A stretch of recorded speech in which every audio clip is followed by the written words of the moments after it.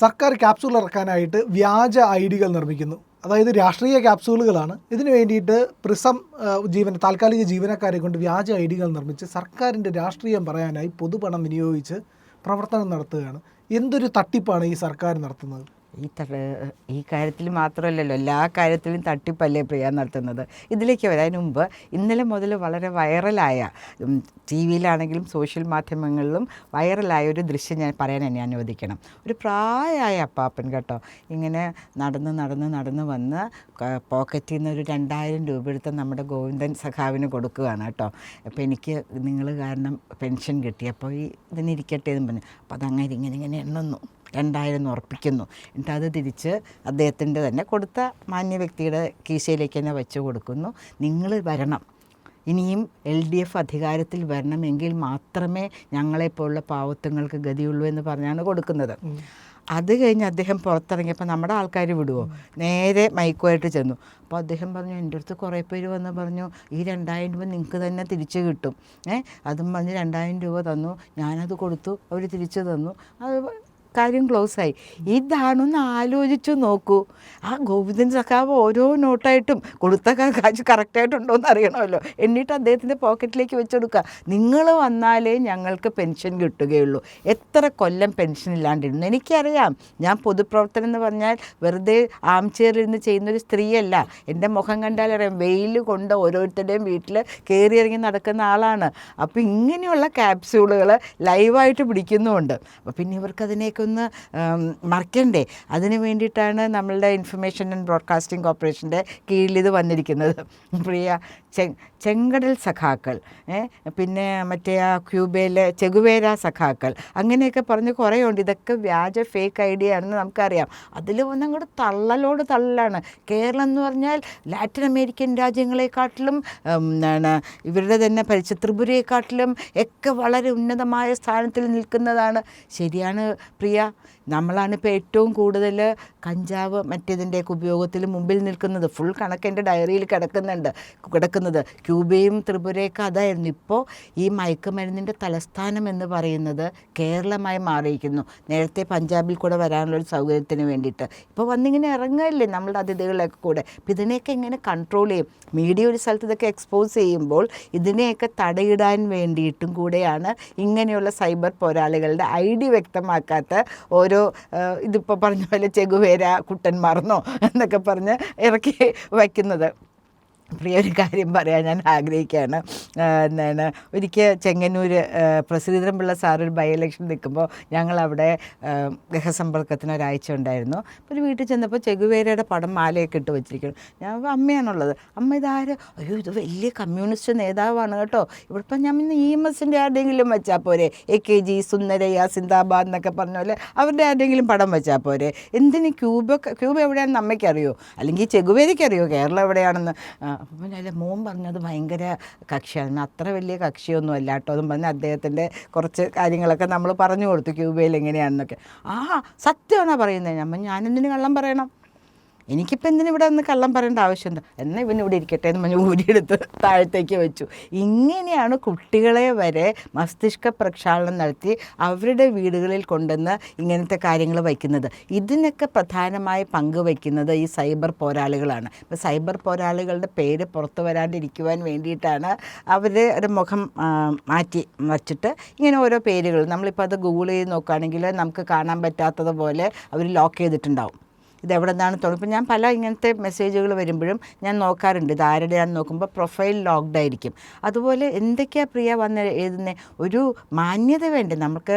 ഏത് രാഷ്ട്രീയമാണെങ്കിലും മാന്യമായി സംസാരിക്കാൻ. ചാണക സംഘിണി, നീ ഇന്ന് ചാണകം കഴിച്ചോ, അമ്മച്ചിയേ വലിയമ്മച്ചിയേ എന്നൊക്കെ പറഞ്ഞ് പ്രിയൻ്റെ സ്വന്തം ഐഡിയെന്ന് എഴുതാൻ പറ്റുമോ? ചാണക സംഘടനയിൽ എഴുതാൻ പറ്റുമോ? ഞാനപ്പോൾ തന്നെ അത് റിപ്പോർട്ട് ചെയ്യില്ലേ? അപ്പോൾ അതുകൊണ്ടാണ് ഇങ്ങനെ ഫേക്ക് ഐഡിയകൾ ഉണ്ടാക്കുന്നതും ഇവർ ഇതുപോലെ ചെയ്യുന്ന ഓരോ ഇന്നലത്തെ പാവം വല്യപ്പൻ്റെ കാര്യം പറഞ്ഞ പോലെ കാര്യങ്ങൾക്ക് പബ്ലിസിറ്റി കൊടുക്കാൻ വേണ്ടിയിട്ടും. ഇപ്പോൾ കൈരളി ചാനലിൽ ഞാൻ വരുന്നതിന് ജസ്റ്റ് മുമ്പ് മന്ത്രി റിയാസ് പറഞ്ഞുകൊണ്ടിരിക്കുകയാണ്, കൈരളി ചാനലിൽ കൂടെ പറഞ്ഞുകൊണ്ടിരിക്കുകയാണ്, കേരളമാണ് ഏറ്റവും വലിയ സംസ്ഥാനം, അതായത് ഒട്ടും പ്രശ്നങ്ങൾ വികസനം പിന്നെ അത് നമുക്കറിയാമല്ലോ. വികസനം ഇപ്പോൾ ഒരു ആദിവാസി കോളനിയിൽ നിന്ന് മെയിൻ ലാൻഡിലേക്ക് പാലം ഉണ്ടാക്കി 10 കൊല്ലം കഴിഞ്ഞ് ഇപ്പോൾ ഉണ്ടാക്കി ആൾക്കാർ ഒഴുകിയെത്തുന്നത് അതൊക്കെയാണ് വികസനങ്ങൾ നടന്നുകൊണ്ടിരിക്കുക. എൻ്റെ പ്രിയ, ഞാൻ തിരിച്ചു വരും കേട്ടോ റിയാസിലേക്ക്. ഇന്നലത്തെ മുഴുവനും വാർത്ത എന്തായിരുന്നു വെച്ചാൽ ഒരു ക്യാൻസർ സെൻറ്റർ എറണാകുളത്ത് തുടങ്ങിയിരിക്കുന്നു. RSC ട്രിവാൻഡ്രത്തുള്ള റീജിയണൽ ക്യാൻസർ സെൻറ്ററിനെക്കാട്ടിലും മികച്ച സൗകര്യം. അപ്പോൾ ആ ഒരു കുഞ്ഞിനെ ഇങ്ങനെ കാണിക്കുന്നു, ഒരു ഭർത്താവിൻ്റെ കൈ പിടിച്ചിരിക്കുന്ന അമ്മയെ കാണിക്കുന്നു, ഭയങ്കര ബുദ്ധിമുട്ടിലിരിക്കുന്ന വല്യപ്പൻ്റെ അടുത്തിരിക്കുന്ന ഒരു യുവതിയെ കാണിക്കുന്നു. എന്നാൽ പിന്നെ ഇദ്ദേഹത്തിന് മയോ ക്ലിനിക്കിലേക്ക് പോണത് ക്യാപ്റ്റൻ ഈ ഉള്ള വഞ്ചി മുഴുവൻ തുഴഞ്ഞ്, അല്ലെങ്കിൽ പൈലറ്റായിട്ട് എന്തിനും മയോ ക്ലിനിക്കിൽ പോകുന്നത്? ഇവിടുത്തെ സൗകര്യം അദ്ദേഹത്തിന് പറ്റൂലേ?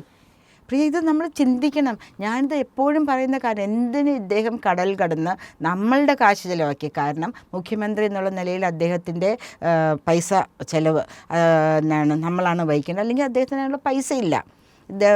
ഭാര്യയ്ക്ക് കിട്ടിയ പ്രോവിഡൻറ്റ് ഫണ്ടും ഗ്രാറ്റുവിറ്റിയൊക്കെ ചേർന്ന് വീണയ്ക്കുള്ള എക്സാലോജിക്ക് തുടങ്ങി കൊടുത്തപ്പോൾ അതൊക്കെ തീർന്നു. അപ്പോൾ പിന്നെ ഇവരെങ്ങനെ പോകുന്നു?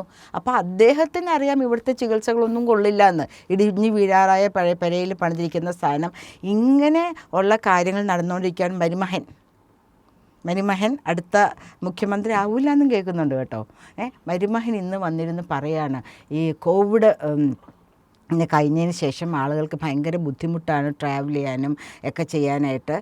അപ്പോൾ അതുകൊണ്ട് അവർ കണ്ടുപിടിച്ചിരിക്കുന്ന ഏറ്റവും നല്ല ഡെസ്റ്റിനേഷൻ കേരളമാണ്. കേരളത്തിൽ നമ്പർ 1 ആയിരുന്നല്ലോ കോവിഡ് സമയത്ത്. പിന്നെ അത് നമ്പർ 1 ഡെത്തായി എന്ന് മാറി എന്തെങ്കിലും ആയിക്കോട്ടെ. റഷ്യ അവിടെ നിന്ന് ഇവിടെ നിന്നൊക്കെയുള്ള എല്ലാ ആൾക്കാരും ക്യൂ നിൽക്കുകയാണ് അങ്ങോട്ടേക്കൊരു സീറ്റ് കിട്ടാൻ വേണ്ടി, ഈ എയർപ്ലെയിനിൽ സീറ്റ് കിട്ടാൻ വേണ്ടിയിട്ട് നിൽക്കുകയാണ്. അതുപോലെ തന്നെ ടൂറിസം പറയാണ്ട് എന്നെ വിടരുത്, മറ്റേ അങ്ങനത്തെ 2 വകുപ്പുണ്ടല്ലോ, ആ വകുപ്പൊക്കെ നിൽക്കട്ടെ, പക്ഷേ ടൂറിസം പറയാണ്ടിരിക്കരുത്. അതിൽ ബഷീറിക്കയുടെ നമ്മളുടെ കഥാകാരനുണ്ടല്ലോ ബഷീർ, വൈക്കം മുഹമ്മദ് ബഷീർ, അദ്ദേഹത്തിൻ്റെ നാട്ടിലുള്ള ഒരു കടയിൽ കയറാനായിട്ട് ആൾക്കാർ, ഫോറിനേഴ്സ്, അവരത് വായിച്ചിട്ട് വന്നിരിക്കുകയാണ് ഈ കടയിൽ വരണമെന്നും പറഞ്ഞിട്ട്. ഇങ്ങനെയൊക്കെ ചാമ്പാണ്. ഈ ചാമ്പുന്ന കാര്യങ്ങളൊക്കെ പോസിറ്റീവായിട്ട് കൊടുക്കണമെങ്കിൽ നമ്മളെപ്പോലെ അരിയാഹാരം കഴിക്കുന്ന മലയാളിക്ക് ഒക്കില്ല. അപ്പോൾ ഇങ്ങനെയുള്ള സൈബർ സംഘങ്ങളെ തന്നെ വയ്ക്കണ്ടേ? ഇവർക്ക് പ്രത്യേകിച്ച് ജോലിയൊന്നുമില്ല. കേരളത്തിലുള്ള കുട്ടികൾ മുഴുവൻ പുറത്താണ്, ഇവിടെയുള്ളവർക്ക് ജോലി കൊടുക്കുന്നില്ല. ഇവർ പറയുന്നുണ്ട് 3000 കോടി രൂപയുടെ നിക്ഷേപം വരുന്നു എന്ന് മുഖ്യമന്ത്രി പറയുന്നു. ഓൾറെഡി ആളെത്തിക്കഴിഞ്ഞു എന്ന്. മിനിഞ്ഞാന്നത്തെ തലേദിവസം പണിമുടക്ക് കണ്ട ഏതെങ്കിലും മനുഷ്യൻ സുബുദ്ധിയുള്ള ആളിവിടെ വരുമോ? ഏറ്റവും ഇൻഡസ്ട്രി തുടങ്ങാൻ പറ്റിയ സംസ്ഥാനം കേരളമാണെന്നാണ് പറയുന്നത്. ഒരു ദിവസം ഒരു ഇൻഡസ്ട്രി അടച്ചിട്ടാൽ എത്ര കോടിക്കണക്കിന് രൂപയുടെ നഷ്ടമാണ് ആ ഇൻഡസ്ട്രിയലിസ്റ്റിന് വരുന്നത്. അതുപോലെ ഏറ്റവും മികച്ച കർഷകൻ്റെ അവാർഡ് നേടിയ ഒരു മാന്യ വ്യക്തി കോഴിക്കോട് ആത്മഹത്യ ചെയ്തു. അദ്ദേഹത്തിനുണ്ടാക്കിയ വിളവുകൾ മേടിച്ചിട്ടില്ല, അദ്ദേഹം ആത്മഹത്യ ചെയ്തു. അപ്പോൾ ഇതൊക്കെ സോഷ്യൽ മീഡിയയിലും പബ്ലിക് പ്ലാറ്റ്ഫോമുകളിലും വരുമ്പോൾ ഇതിനെയൊക്കെ തടഞ്ഞു നിർത്താൻ, ഇങ്ങനെയൊന്നുമല്ല ആത്മഹത്യ ചെയ്തു അതുകൊണ്ടല്ല, ദൈവം വിളിച്ച സമയത്ത് പോകണമല്ലോ, അപ്പോൾ അദ്ദേഹം മരിച്ചില്ല, അതുകൊണ്ട് സ്വയം മരിച്ച് ദൈവത്തിൻ്റെ അടുത്തേക്ക് പോയി എന്നൊക്കെ ന്യായീകരണ തൊഴിലാളികളിൽ നിന്നും കൂടെ പറയാം അല്ലേ?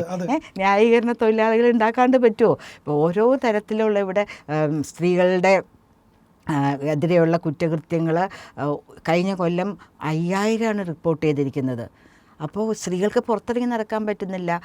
അതുപോലെ ബിവറേജസ് കോർപ്പറേഷൻ MD തന്നെ മദ്യത്തിന് പേരിടാൻ പറഞ്ഞിരിക്കുന്നു. ഇതിനെയൊക്കെ ഒന്ന് തടഞ്ഞു നിർത്തണമെങ്കിൽ നമ്മളെല്ലാവരും ഇതിനെ എഗെയിൻസ്റ്റായിട്ട് സംസാരിക്കുമ്പോൾ, അതല്ല കേരളം സ്വർഗത്തിൻ്റെ ദൈവത്തിൻ്റെ സ്വന്തം നാടാണെന്ന് പറയാൻ വേണ്ടി സൈബർ തൊഴിലാളികൾക്ക് കാശും കൊടുക്കുന്നുണ്ട് കേട്ടോ. അപ്പോൾ അവർക്കൊരു ജോലിയായില്ല. ഇവർ പറയുന്ന പോലെ സ്റ്റേറ്റ് ഗവൺമെൻറ്റിൻ്റെ ജോലി PSC എഴുതി വെറുതെ ഇരിക്കുന്ന കരഞ്ഞും മുട്ടിലഴിഞ്ഞും കയറിട്ടുമൊക്കെ അവരുടെ പ്രതിഷേധം പ്രകടിപ്പിക്കുന്ന ആളുകൾക്ക് ഇതിലേക്ക് അപ്ലൈ ചെയ്യാം. ഞങ്ങളെ ഇതിലേക്ക് എടുക്കൂ, ഞങ്ങൾ ആത്മാർത്ഥമായി നിങ്ങൾക്ക് പണിയെടുക്കാമെന്ന് പറഞ്ഞ് ഇതിലേക്കും അപ്ലൈ ചെയ്യാം. നല്ല ശമ്പളം കിട്ടുകയും ചെയ്യും. പക്ഷേ 3 മാസത്തെ താൽക്കാലിക നിയമനമായിരിക്കുന്നു മാത്രം അല്ലേ? പക്ഷെ എന്തായാലും ഇവരുടെ സൈബർ അറ്റാക്കിലൊന്നും ജനങ്ങൾ വീഴില്ല. കാരണം മീഡിയ ഓപ്പണാണ്, എല്ലാവർക്കും വായിക്കാവുന്നതേ ഉള്ളൂ, എല്ലാവർക്കും ചിന്തിക്കാവുന്നതേ ഉള്ളൂ, എല്ലാവർക്കും സത്യം പതിര് വേർതിരിച്ച് കാണാൻ പറ്റുന്നതേ ഉള്ളൂ. അപ്പോൾ ഇതുകൊണ്ടൊന്നും നമ്മളുടെ മനസ്സ് ചഞ്ചലപ്പെടുകയില്ല. ഇവർ കുറേ കാശ് ഉണ്ടാക്കിയെന്ന് പറഞ്ഞാൽ ഇപ്പോൾ നമുക്കറിയാം അയ്യപ്പ സംഗമത്തിൽ നിന്നൊക്കെ സ്പോൺസർഷിപ്പ് വന്നതൊക്കെ മന്ത്രിമാർ പാർട്ടി ഫണ്ടിലേക്ക് ഇട്ടേക്കാന്നാണ് പറയുന്നത്. അപ്പോൾ പിന്നെ അവരുടെ അടുത്ത് ഇഷ്ടം പോലെ പൈസ ഉണ്ട്, ചിലവാക്കട്ടെ, കുറേ കുട്ടികൾക്ക് ജോലിയാവട്ടെ പ്രിയ. അതിന് നമ്മളെന്തിനാണ് വിഷമിക്കുന്നത്? പ്രിയപ്പെട്ട പ്രേക്ഷകരെ, നിങ്ങൾ ഇന്ത്യ ലൈവിന് നൽകുന്ന പിന്തുണയ്ക്ക് നന്ദി. നിങ്ങളുടെ പിന്തുണ സബ്സ്ക്രിപ്ഷനായിട്ടാണ് ലഭിക്കേണ്ടത്. അതുകൊണ്ട് ഇന്ത്യ ലൈവ് സബ്സ്ക്രൈബ് ചെയ്യുക. ഓരോ വീഡിയോയിലും നിങ്ങളുടെ അഭിപ്രായങ്ങൾ കമൻറ്റായി രേഖപ്പെടുത്തുക, വീഡിയോകൾ ലൈക്ക് ചെയ്യുക. നിങ്ങൾ മറ്റുള്ളവർക്ക് വേണ്ടിയിട്ട് ഈ വീഡിയോകൾ ഷെയർ ചെയ്യുക. വാട്സാപ്പിലും ഫേസ്ബുക്കിലുമൊക്കെ നിങ്ങൾക്ക് ഷെയർ ചെയ്ത് മറ്റുള്ളവരിൽ എത്തിക്കാൻ കഴിയും. അവരോട് നിങ്ങൾ ഈ ചാനൽ സബ്സ്ക്രൈബ് ചെയ്യാൻ പറയുക. ആരും പറയാത്ത രാജ്യത്തിന് വേണ്ടിയുള്ള വാർത്തകൾ ഇന്ത്യ ലൈവാണ് പറയുന്നത് എന്ന് നിങ്ങൾ ഓർക്കുക. ഇത് നിങ്ങളുടെ ചാനലാണ്, രാജ്യത്തിൻ്റെ ശബ്ദമാണ്. നമ്മളുടെ രാജ്യസ്നേഹികളായ മനുഷ്യർക്കൊപ്പമാണ് ഇന്ത്യ ലൈവ് നിൽക്കുന്നത്. അതുകൊണ്ട് തന്നെ ദയവായി സബ്സ്ക്രൈബ് ചെയ്യുക, ഇന്ത്യ ലൈവിനോട് സഹകരിക്കുക.